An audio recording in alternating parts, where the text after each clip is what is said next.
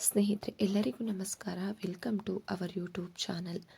ಹೇಮಂತ ಋತು ಸಂಚಿಕೆ 4ಕ್ಕೆ ತಮ್ಮೆಲ್ಲರಿಗೂ ಸಹ ಆತ್ಮೀಯವಾದ ಸ್ವಾಗತ. ಮತ್ತೆ ಒಂದು ವಾರ ಕಳೆಯಿತು ಎಂದರು. ತಿರುಪತಿಗೆ ಹೋಗಿ ಬಂದರು. ನಂತರ ಗೌರಿ ಗಣಪತಿ ಹಬ್ಬದ ಸಂಭ್ರಮ. ಶರತ್ ಮಗಳು ಅಳಿಯನನ್ನು ಹಬ್ಬಕ್ಕೆ ಕರೆಯಲು ಪುಷ್ಪಗಿರಿಗೆ ಬಂದರು. ಆ ದಿನ ಭಾನುವಾರ ಹೇಮಂತನೂ ಸಹ ಮನೆಯಲ್ಲಿಯೇ ಇದ್ದ. ತಂದೆ ಬಂದಿದ್ದರಿಂದ ಋತುಗೆ ಸಂತೋಷವಾಯಿತು. ಸಂಭ್ರಮದಿಂದ ಸ್ವಾಗತಿಸಿದಳು. ಹೇಮಂತನು ಮಾವನವರ ಯೋಗಕ್ಷೇಮ ವಿಚಾರಿಸಿ ಆತ್ಮೀಯತೆಯಿಂದ ಮಾತನಾಡಿಸಿದ. ಎಲ್ಲರೂ ಒಟ್ಟಿಗೆ ಊಟ ಮಾಡಿದರು. ಗೌರಿ ಗಣಪತಿ ಹಬ್ಬಕ್ಕೆ ಋತು ಹೇಮಂತರನ್ನು ಕರೆಯಲು ಬಂದೆ, ಕಳುಹಿಸಿಕೊಡಿ, ಹಾಗೆ ಎಲ್ಲರೂ ಹಬ್ಬಕ್ಕೆ ಬನ್ನಿರಿ ಎಂದರು ಶರತ್. ನಮ್ಮ ಅಭ್ಯಂತರ ಏನೂ ಇಲ್ಲ. ಹೇಮಂತನಿಗೆ ಹೇಗೆ ಅನ್ನಿಸಿದರೆ ಹಾಗೆ ಮಾಡಲಿ. ಲೀವ್ ಬೇಕಾದ್ರೆ 2 ದಿನ ಹಾಕಲಿ, ವಿಜಯೇಂದ್ರರಾವ್ ಹೇಳಿದರು. ಆಯಿತು, ಬರುತ್ತೇವೆ ಎಂದ ಹೇಮಂತ. ಅಷ್ಟರಲ್ಲಿ ಮಧ್ಯ ಬಾಯಿ ಹಾಕಿದರು ಸೌಭಾಗ್ಯ. ಗೌರಿ ಹಬ್ಬಕ್ಕೆ ಹೇಮಂತ ಋತು ಬರುವುದಿಲ್ಲ. ಮೊದಲ ವರ್ಷ ಗಂಡನ ಮನೆಯಲ್ಲಿಯೇ ಗೌರಿ ಪೂಜೆ. 5 ಜನ ಮುತ್ತೈದೆಯರಿಗೆ ಬಾಗಿನ ಕೊಡಬೇಕು. ಗೌರಿ ಹಬ್ಬಕ್ಕೆ ಗತಿಗೆಟ್ಟು ಅಳಿಯ ಬಂದ ಎಂಬ ಗಾದೆ ಇದೆ. ಅದಕ್ಕೆ ಗಣಪತಿ ಹಬ್ಬಕ್ಕೆ ಗೌರಿ ಶಂಕರಕ್ಕೆ ಬರುತ್ತಾರೆ. ಅಕ್ಕ, ನೀನೇನು ಈ ವಿಷಯದಲ್ಲಿ ಸುಮ್ಮನೆ ಕುಳಿತಿರುವೆ? ನಿನಗೇನು ಗೊತ್ತಿಲ್ವಾ? ಸೊಸೆ ಕೈಯಲ್ಲಿ ಪೂಜೆ ಮಾಡಿಸಿ ಲಕ್ಷಣವಾಗಿ ಬಾಗಿನ ಕೊಡಿಸು ಎಂದರು ಸೌಭಾಗ್ಯ. ಹೌದು, ಗೌರಿ ಪೂಜೆ ನಮ್ಮ ಮನೆಯಲ್ಲೇ ಆಗಲಿ, ಗಣಪತಿ ಹಬ್ಬಕ್ಕೆ ಅಲ್ಲಿಗೆ ಬರುತ್ತಾರೆ ಎಂದರು ರೇವತಿ. ಆಯಿತು, ಹಾಗೆ ಮಾಡಿ. ನೀವು ಯಾವಾಗ ಬಂದರೂ ಸಂತೋಷವೇ ನಮಗೆ. ಮತ್ತೆ ನಾನು ಕರೆಯಲು ಬರುವುದಿಲ್ಲ. ಇತ್ತೀಚೆಗೆ ಶುಗರ್ ಹೆಚ್ಚಾಗಿದೆ ನನಗೆ. ಗ್ರೀಷ್ಮ ಬರುತ್ತಾನೆ, ದಯವಿಟ್ಟು ಆ ದಿನ ಕಳುಹಿಸಿಕೊಡಿ ಎಂದರು ಶರತ್. ನೀವೇನು ಬರಬೇಡಿ, ಗ್ರೀಷ್ಮ ಅವರು ಬರೋದು ಬೇಡ. ನಾನು ಋತು ಗಣಪತಿ ಹಬ್ಬದ ದಿನ ಬೆಳಿಗ್ಗೆ ನಿಮ್ಮ ಮನೆಗೆ ಬರುತ್ತೇವೆ ಮಾವ ಎಂದ ಹೇಮಂತ.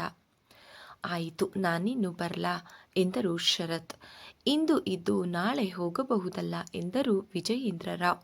ಹೌದಪ್ಪ, ನೀವು ಇವತ್ತು ಇರಲೇಬೇಕು ಋತು ಹೇಳಿದಳು. ಇಲ್ಲಮ್ಮ, ಅಲ್ಲಿ ಕೆಲಸವಿದೆ. ಹಬ್ಬಕ್ಕೆ ಸಾಮಾನು ತರಬೇಕಾಗಿದೆ. ಗ್ರೀಷ್ಮನಿಗೆ ಪುರುಸೊತ್ತಿಲ್ಲ. ಮತ್ತೊಮ್ಮೆ ಬರುವೆ, ಆಗ 2 ದಿನ ಏನು 8 ದಿನ ಇರುವೆ ಎಂದು ಎದ್ದು ನಿಂತರು. ಮಾವ, ನಿಮ್ಮನ್ನು ಬಸ್ ಸ್ಟ್ಯಾಂಡಿಗೆ ಬಿಡುವೆ ಎಂದು ಹೇಮಂತ ಪಲ್ಸರ್ ಬೈಕ್ ತೆಗೆದ. ಅವನ ಮೊಬೈಲ್ ರಿಂಗ್ ಆಯಿತು. ಹಲೋ ಎಂದ. ತುಂಬ ಬ್ಯುಸಿನಾ ಎಂಬ ಧ್ವನಿ. ಹೌದು, ಈಗ ಬರಲು ಸಾಧ್ಯವಿಲ್ಲ. ಸ್ವಾರಿ, ಮಾವನವರು ಬಂದಿದ್ದಾರೆ, ಮತ್ತೆ ನಾನೇ ಫೋನ್ ಮಾಡುವೆ ಎಂದು ಮಾತಿಗೆ ವಿರಾಮ ಹಾಕಿ ಮೊಬೈಲ್ ಕಟ್ ಮಾಡಿ ಶರತ್ರವರನ್ನು ಬೈಕ್ನಲ್ಲಿ ಕುಳ್ಳಿರಿಸಿಕೊಂಡು ಬಸ್ ಸ್ಟ್ಯಾಂಡಿಗೆ ಅವರನ್ನು ಬಿಟ್ಟ. ತಂದೆ ಮರೆಯಾಗುವವರೆಗೂ ಋತು ಅವರನ್ನು ನೋಡಿ ನಂತರ ಒಳಗೆ ಬಂದಳು. ಗ್ರೀಷ್ಮನಿಗೂ ಹೇಮಂತನಿಗೂ ಶರತ್ರವರು ಗಣಪತಿ ಪೂಜೆ ಮಾಡಿಸುತ್ತಿದ್ದರು.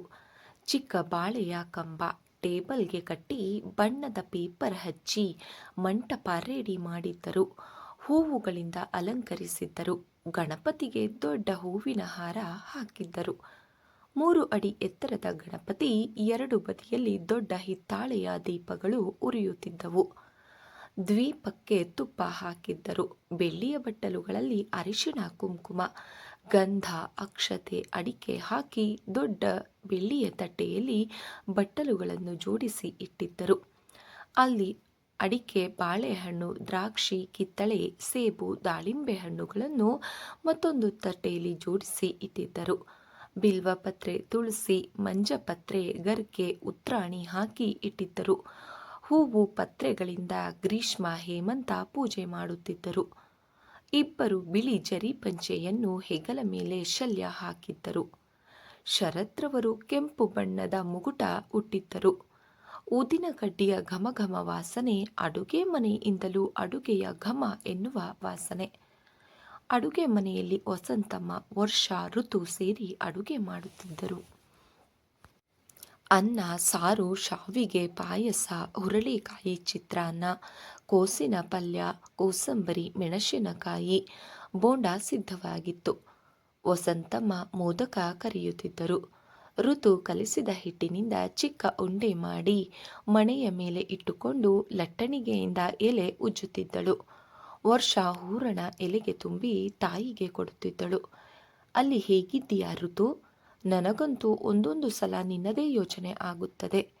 ಗ್ರೀಷ್ಮ ಬೇರೆ ಭಾವ ತುಂಬ ಸಿಟ್ಟಿನವರು ಅಂತ ಹೇಳಿದ್ದ. ನೀನು ಅಲ್ಲಿ ನಿಜವಾಗ್ಲೂ ಸುಖವಾಗಿದ್ದೀಯಾ ಎಂದರು ವಸಂತಮ್ಮ. ಅಮ್ಮ, ನಾನಲ್ಲಿ ಚೆನ್ನಾಗಿದ್ದೇನೆ. ಇವರಿಗೆ ಸ್ವಲ್ಪ ಮುಂಗೋಪ ಅಷ್ಟೆ. ಮೊನ್ನೆ ತಿರುಪತಿಗೆ ಹೋಗಿ ಬಂದೆವು ಎಂದಳು ಋತು. ನಮ್ಮನ್ನು ಕರೆದಿದ್ದರೆ ನಾವು ಬರ್ತಿರ್ಲಿಲ್ವಾ ಅಕ್ಕ ಎಂದಳು ವರ್ಷ. ನೀನು ಸ್ವಲ್ಪ ಹೊತ್ತು ಸುಮ್ಮನೆ ಇರು, ಅದೆಲ್ಲ ನಿನಗೆ ಅರ್ಥ ಆಗೋದಿಲ್ಲ ಎಂದರು ವಸಂತಮ್ಮ ಗದರಿದರು. ಯಾಕೆ ಅರ್ಥ ಆಗೋದಿಲ್ಲ? ನನಗೆಲ್ಲ ಗೊತ್ತು. ಇವರ ಮನೆ ಆಡಳಿತವೆಲ್ಲ ಸೌಭಾಗ್ಯ ಅವರದ್ದೇ ಅಂತೆ. ಅಪ್ಪ ಹೇಳಲಿಲ್ವೇ? ನನಗೇನು ಇದು ಸರಿ ಕಾಣಲಿಲ್ಲ. ನಾನಾಗಿದ್ದಿದ್ರೆ ಈ ವೇಳೆಗೆ ಅವರನ್ನೇ ಆಟ ಆಡಿಸುತ್ತಿದ್ದೆ, ಆ ಮನೆಗೆ ಬರದಂತೆ ಎಚ್ಚರಿಸುತ್ತಿದ್ದೆ ಎಂದಳು. ನಿನಗೆ ಮದುವೆಯಾದ ಮೇಲೆ ಹಾಗೆ ಮಾಡುವೆಯಂತೆ. ಈಗ ಸುಮ್ಮನೆ ಇದ್ಬಿಡು ತಾಯಿ, ನೀನು ಹೇಳುವುದು ಏನು ಬೇಡ ಎಂದರು ವಸಂತಮ್ಮ.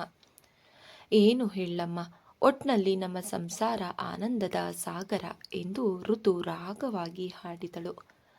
ಅಕ್ಕ ಏನಂದರೂ ನೀನು ಗುಟ್ಟು ಬಿಟ್ಟು ಕೊಡೋದಿಲ್ಲ. ನಿನ್ನ ಬಾಳಿನ ಹೂತೋಟದಲ್ಲಿ ಆ ಸೌಭಾಗ್ಯ ಅವರು ಕುರುಚಲು ಸಸ್ಯವಾಗಬಾರದು, ಅದಕ್ಕೆ ಹೇಳುತ್ತಿರುವೆ. ನೀನು ಎಚ್ಚರಿಕೆಯಿಂದ ಇರು. ಸೌಭಾಗ್ಯ ಅವರನ್ನು ಸ್ವಲ್ಪ ದೂರ ಇಟ್ಟರೆ ಒಳ್ಳೆಯದು. ಮುಂದೆ ಪಶ್ಚಾತ್ತಾಪ ಪಡಬೇಕಾಗುತ್ತದೆ, ಹುಷಾರ್ ಎಂದಳು. ಹಾಗೇನೂ ಆಗೋದಿಲ್ಲ. ಹೇಮಂತ ತುಂಬ ಒಳ್ಳೆಯವರು. ನಮ್ಮ ದಾಂಪತ್ಯ ಜೀವನದಲ್ಲಿ ಎಂದೂ ಬಿರುಕು ಮೂಡುವುದಿಲ್ಲ. ನೀವೇನು ಅದರ ಬಗ್ಗೆ ಚಿಂತಿಸಬೇಡಿ, ನಿಶ್ಚಿಂತೆಯಿಂದ ಇರಿ. ಅಪ್ಪನಿಗೂ ಹೇಳಿ, ಅತ್ತೆ ಮಾವ ಸಹ ಒಳ್ಳೆಯವರು ಎಂದಳು. ಅವರೇನೋ ಒಳ್ಳೆಯವರೇ ಅಕ್ಕ, ಆದರೆ ಆ ರಾಕ್ಷಸಿ ಇದಾರಲ್ಲ ಎಂದಳು ವರ್ಷ. ವರ್ಷ ಮಾತು ಹಿಡಿತದಲ್ಲಿ ಇರಲಿ ಎಂದು ವಸಂತಮ್ಮ ಗದರಿದರು. ಮದುವೆಯಲ್ಲಿ ಸೀರೆ ಕಳೆದು ಹೋಯ್ತಲ್ಲ, ಅದರ ಸುಳಿವು ಸಿಕ್ತೇನಕ್ಕ? ಇಲ್ಲ ಎಂದ ಋತು ನಿಟ್ಟುಸಿರು ಬಿಟ್ಟಳು. ನನಗೇಕೋ ಆ ಸೌಭಾಗ್ಯ ಅವರ ಮೇಲೆ ಅನುಮಾನ. ವರ್ಷ, ಹಾಗೆಲ್ಲ ಅಷ್ಟು ದೊಡ್ಡವರನ್ನು ಅನ್ನಬಾರದು. ಅಷ್ಟು ಜನರಲ್ಲಿ ಯಾರು ಕದ್ದರೋ ಏನೋ, ಯಾರಿಗೆ ಗೊತ್ತು? ಕೆಲಸ ಮಾಡು ಬಂದಿದ್ರಲ್ಲ, ಅವರೇ ಬಹುಶಃ ಕದ್ದಿರಬೇಕು ಎಂದರು ವಸಂತಮ್ಮ. ಮೋದಕ ಮಾಡುವುದು ಮುಗಿಯಿತು. ಹಾಲ್ನಲ್ಲಿ ಪೂಜೆಯು ಮುಗಿದು ಮಂಗಳಾರತಿ ಮಾಡುತ್ತಾ ಗಂಟೆ ಹೊಡೆದರು. ವರ್ಷ, ವಸಂತಮ್ಮ, ಋತು ಹಾಲ್ಗೆ ಬಂದು ಗಣಪತಿ ಪೂಜೆ ಮಾಡಿ ಮಂಗಳಾರತಿ ಮಾಡಿದರು. 21 ನಮಸ್ಕಾರ ಮಾಡಿದರು. ಮಾಡಿದ ಅಡುಗೆಯನ್ನು ಬಾಳೆಯ ಎಲೆಯಲ್ಲಿ ಬಡಿಸಿಕೊಂಡು ತಂದು ಗಣಪತಿಗೆ ನೈವೇದ್ಯ ಇಟ್ಟರು. ನಂತರ ತೀರ್ಥಪ್ರಸಾದ ಸ್ವೀಕರಿಸಿದರು. ಗ್ರೀಷ್ಮ ಎಲೆ ಹಾಕಿದ. ವರ್ಷ ನೀರು ಇಟ್ಟಳು. ವಸಂತಮ್ಮ ಉಪಚರಿಸುತ್ತಾ ಬಡಿಸಿದರು. ಎಲ್ಲರ ಊಟವಾಯಿತು. ಸಾಯಂಕಾಲ ಗಣಪತಿಗೆ ನಮಸ್ಕರಿಸಲು ಬರುವವರು ನಂತರ ಗಣಪತಿಯ ಪೂಜೆ ಮಾಡಿ ಆರತಿ ಮಾಡಿ ಮೊಸರನ್ನ ಬುತ್ತಿ ಕಟ್ಟಿ ಗಣಪತಿಯನ್ನು ನದಿಗೆ ಬಿಟ್ಟರು. ಕಾವೇರಿ ನದಿ ತುಂಬಿ ಹರಿಯುತ್ತಿತ್ತು. ಹರಿಯುತ್ತಿದ್ದ ನೀರಿನ ಶಬ್ದ, ಕಪ್ಪೆಗಳ ಕೂಗು, ಹುಳು ಕ್ರಿಮಿಗಳು ಗಿಡಗಳ ಮೇಲೆ ಕುಳಿತಿದ್ದವು. ನಸು ಗತ್ತಲು ಆವರಿಸಿತ್ತು. ಹೇಮಂತ ನದಿ ನೋಡುತ್ತಾ ನಿಂತ. ಬನ್ನಿ ಮನೆಗೆ ಹೋಗೋಣ ಎಂದಳು ಋತು. ಇಲ್ಲಿಂದ ಮನೆಗೆ ಹೋಗಲು ಮನಸ್ಸು ಬರುವುದಿಲ್ಲ. ಎಷ್ಟು ಸುಂದರವಾಗಿದೆ ಈ ಕಾವೇರಿ ನದಿ, ಪ್ರಕೃತಿ ಎಂದ ಹೇಮಂತ. ಇನ್ನೊಂದು ದಿನ ಬರೋಣ ಪ್ಲೀಸ್. ಇಂದು ಚೌತಿಯ ಚಂದ್ರನನ್ನು ನೋಡಬಾರದು. ಬೇಡ ಎಂದರೂ ಇಂದು ಚೌತಿ ಚಂದ್ರ ಕಾಣಿಸುತ್ತಾನೆ. ಆದ್ದರಿಂದ ಬೇಗ ಮನೆಗೆ ಸೇರೋಣ. ಯಾಕೆ? ಒಂದು ವೇಳೆ ಚಂದ್ರನನ್ನು ನೋಡಿದರೂ ತಪ್ಪು ಇಲ್ಲ. ಆಗಲೇ ಪರಿಹಾರಕ್ಕಾಗಿ ಸಮಂತ ಕೋಪ್ಯಾನ ಕತೆ ಕೇಳಿದ್ದೇವಲ್ಲ. ಚೌತಿ ಚಂದ್ರನನ್ನು ನೋಡಿದವರು ಯುಗಾದಿ ಹಬ್ಬದಲ್ಲಿ ಬಿದಿಗೆ ಚಂದ್ರನನ್ನು ನೋಡಲೇಬೇಕು ಎಂದ ಗ್ರೀಷ್ಮ. ಯಾರು ಏನೇ ಹೇಳಿ, ನಾನು ಮಾತ್ರ ಈಗ ಈ ಸ್ಥಳ ಬಿಟ್ಟು ಬರೋದಿಲ್ಲ ಎಂದ ಹೇಮಂತ. ಹಾಗಿದ್ರೆ ನೀವು ಋತು ಆಮೇಲೆ ಬನ್ನಿ, ನಾವೆಲ್ಲ ಹೋಗುತ್ತೇವೆ ಎಂದರು ಶರತ್. ಎಲ್ಲರೂ ಮನೆಗೆ ಹೋದರು. ಋತು ಹೇಮಂತ ನದಿ ದಂಡೆಯ ಮರಳಿನ ಮೇಲೆ ಕುಳಿತರು. ಹಳದಿ ಬಣ್ಣದ ರೇಷ್ಮೆ ಜರಿ ಸೀರೆ ಉಟ್ಟಿದ್ದಳು. ಅಂತಹದ್ದೇ ಬ್ಲೌಸ್ ಹಾಕಿದ್ದಳು. ಹೇಮಂತ ಕುಳಿತಲ್ಲಿಂದ ಎದ್ದು ನದಿಯ ಬಳಿಗೆ ಹೋಗಿ ನೀರಿನಲ್ಲಿ ಆಡತೊಡಗಿದ. ಋತು, ನೀನು ಬಾ ಎಂದು ಕರೆದ. ಹೊಸ ಸೀರೆ ನೆನೆಯುತ್ತದೆ, ಅಪ್ಪ ಹಬ್ಬಕ್ಕೆ ಕೊಡಿಸಿದ್ದಾರೆ ಎಂದಳು. ನಾನು ಕೊಡಿಸದ್ದನ್ನ ಮಾತ್ರ ಹೇಳೋದಿಲ್ಲ ಅಲ್ವಾ ಎಂದ ನಗುತ್ತಾ. ನೀವು ಸಹ ಕೊಡಿಸಿದ್ದೀರಾ. ಆದರೆ ತವರು ಮನೆ ಸೀರೆ ಅಂದರೆ ಅಕ್ಕರೆ ಹೆಚ್ಚು ಎಂದಳು. ಹೇಮಂತ ಬೊಗಸೆ ತುಂಬ ನೀರನ್ನು ತುಂಬಿ ಋತುಗೆ ಎರಚಿದ. ಅಕ್ಕರೆಯ ಸೀರೆ ನೆನೆಯಿತು. ಬಾ ಋತು, ನೀರಿನಲ್ಲಿ ಆಟ ಆಡೋಣ ಎಂದು ಋತು ಕೈ ಹಿಡಿದು ಅವಳನ್ನು ನೀರಿನಲ್ಲಿ ಇಳಿಸಿದ. ಆಕಾಶದಲ್ಲಿ ಚೌತಿಯ ಚಂದ್ರ ಹೊಳೆಯುತ್ತಿದ್ದ. ಅಯ್ಯೋ, ಚಂದ್ರನನ್ನು ನೋಡಿದೆ ಎಂದಳು ಋತು. ನಾನೇನು ನೋಡ್ಲಿಲ್ವಾ? ನಾನು ನೋಡಿದೆ, ಏನಾಗೋದಿಲ್ಲ ಎಂದ ಹೇಮಂತ. ಅಯ್ಯೋ, ಸೀರೆ ನೆನೆಯುತ್ತಿದೆ. ಉದ್ದ ಜಡೆಯನ್ನು ಮುಂದಕ್ಕೆ ಹಾಕಿದಳು. ಹೇಮಂತ ಅವಳ ಜಡೆಯನ್ನು ಮೆಲ್ಲನೆ ಎಳೆದ. ಋತು ಬಾಗಿ ಅವನ ಎದೆಗೆ ಒರಗಿದಳು. ಕಣ್ಣು ಮುಚ್ಚಿದಳು. ಗೌರಿಶಂಕರ ದೇವಸ್ಥಾನದಿಂದ ಗಂಟೆ ಹೊಡೆಯುವ ಶಬ್ದ ಕೇಳಿಸುತ್ತಿತ್ತು. ರೀ, ದೇವಸ್ಥಾನಕ್ಕೆ ಹೋಗಿ ಬರೋಣವಾ ಎಂದಳು. ಹೇಮಂತನು ಕಣ್ಣು ಮುಚ್ಚಿದ. ಹಾ, ನಡಿ ಎಂದ. ಕನಸು ಕಾಣ್ತಿದ್ದೀರಾ? ಇದು ಕನಸಲ್ಲ, ನನಸು ಎಂದು ಅಲ್ಲಿಂದ ಇಬ್ಬರು ಗೌರಿಶಂಕರ ದೇವಸ್ಥಾನಕ್ಕೆ ಹೋಗಿ ನಮಸ್ಕರಿಸಿ ಮನೆಗೆ ಬಂದರು. ಮಾರನೇ ದಿನ ಬೇಗ ಎದ್ದು ಸ್ನಾನ ಮುಗಿಸಿ ರೆಡಿಯಾಗಿ ಕಾಫಿ ಕುಡಿದು ಪುಷ್ಪಗಿರಿಗೆ ಬಂದರು. ವರ್ಷ, ಕೃತಿಕಾ ಇಬ್ಬರು ಶಾಪಿಂಗ್ ಮಾಲ್ ಒಂದರಲ್ಲಿ ಶಾಪಿಂಗ್ ಮಾಡುತ್ತಿದ್ದರು. ಈ ವರ್ಷ ಅಲ್ನೋಡೆ ಆ ನಾಯಿ ಹುಡುಗ ಎಂದಳು ಕೃತಿಕಾ. ಯಾರೇ ಅದು ಎಂದಳು ವರ್ಷ. ಏ, ಅದೇ ಕಣೆ, ಮ್ಯಾಕ್ಸ್ ಪ್ರೊಫೆಸರ್ ಮನೆಯಲ್ಲಿದ್ರಲ್ಲ ಆ ಹುಡುಗ. ಸೆಂಟ್ ಬಾಟಲ್ ಖರೀದಿಸುತ್ತಿದ್ದ. ಅವನು ಇವರ ಕಡೆ ನೋಡಿ ನಕ್ಕ. ವರ್ಷ, ಕೃತಿಕಾ ಅವನ ಕಡೆ ನೋಡಿ ಮುಗುಳ್ನಕ್ಕರು. ಹಾಯ್ ಎಂದ ಆ ಹುಡುಗ. ಹಾಯ್ ಎಂದರು ವರ್ಷ ಮತ್ತು ಕೃತಿಕಾ. ಶಾಪಿಂಗ್ ಜೋರಾಗಿದೆ ಎಂದು ಬ್ಯಾಗ್ ಕಡೆ ನೋಡಿದ. ನೀವು ತಿಳ್ಕೊಂಡಿರೋ ಅಷ್ಟೇನೂ ಅಲ್ಲ, ಸ್ವಲ್ಪ ಅಷ್ಟೇ ಎಂದಳು ವರ್ಷ. ಕೃತಿಕಾ ಸೆಂಟ್ ಬಾಟಲ್ ಒಂದನ್ನು ನೋಡುತ್ತಿದ್ದಳು. ಇದನ್ನು ತೆಗೆದುಕೊಳ್ಳಿ, ತುಂಬ ಸ್ಮೆಲ್ ಇರುತ್ತದೆ ಎಂದು ಒಂದು ಬಾಟಲಿಯನ್ನು ತೋರಿಸಿದ. ಥ್ಯಾಂಕ್ಸ್ ಎಂದಳು Kritika. Your good name please Varsha ಕೇಳಿದಳು. ನನ್ನ ಹೆಸರು ವಿಭವ್ ಅಂತ. BCom ಮುಗಿಸಿ CA ಮಾಡುತ್ತಿರುವೆ. ನನ್ನ ಹೆಸರು ವರ್ಷ. ಇವಳ ಹೆಸರು ಕೃತಿಕಾ. ನನಗೆ ಗೊತ್ತು, ನಮ್ಮ ಡ್ಯಾಡಿ ಹೇಳಿದರು. ಅಂದು ನೀವು ಕೊಟ್ಟ ಕಾಫಿ ತುಂಬ ಚೆನ್ನಾಗಿತ್ತು. ಥ್ಯಾಂಕ್ಸ್, ನಾನೇ ಮಾಡಿದ್ದು. ಮತ್ತೆ ಬಂದರೆ ನೀವೇ ಮಾಡಿಕೊಡಬೇಕು. ಆಯಿತು ಬನ್ನಿ, ನಾನಿನ್ನು ಬರುತ್ತೇನೆ, ಬಾಯ್ ಎಂದು ಹೇಳಿ ವಿಭವ್ ಹೊರಟು ಹೋದ. ನಂತರ ವರ್ಷ, ಕೃತಿಕಾ ತಮ್ಮ ತಮ್ಮ ಮನೆಗಳಿಗೆ ಬಂದರು. ಮತ್ತೊಂದು ದಿನ ವರ್ಷ ಒಬ್ಬಳೇ ನದಿ ತೀರಕ್ಕೆ ವಾಕಿಂಗ್ ಹೋಗಿದ್ದಳು. ಅವಳನ್ನು ನೋಡಿ ನಾಯಿ ಒಂದು ಬೊಗಳುತ್ತಿತ್ತು. ಗಾಬರಿಯಿಂದ ಸುತ್ತಲೂ ನೋಡಿದಳು. ಸ್ವಲ್ಪ ದೂರದಲ್ಲಿ ನಾಯಿ ಇತ್ತು. ಪ್ರಭವ್ ಸರ್ ಅವರ ನಾಯಿ ಇದ್ದ ಹಾಗಿದೆ ಎಂದುಕೊಂಡಳು. ಆ ನಾಯಿ ನದಿಯ ದಂಡೆಯ ಮೇಲೆ ಸತ್ತು ಬಿದ್ದಿದ್ದ ಮೀನು ಕಪ್ಪೆಗಳನ್ನು ತಿನ್ನುತ್ತಿತ್ತು. ಅಲ್ಲೇ ಹತ್ತಿರ ಕಡಲೆಕಾಯಿ ಮಾರುತ್ತಿದ್ದವರಿಂದ ಉರಿದ ಕಡಲೆಕಾಯಿ ಪಟ್ಟಣ ಖರೀದಿಸಿ ಹಿಡಿದು ವಿಭವ್ ಬಂದ. ಅರೆ, ನೀವು ಇಲ್ಲಿ? ಹಲೋ ಎಂದ ವಿಭವ್.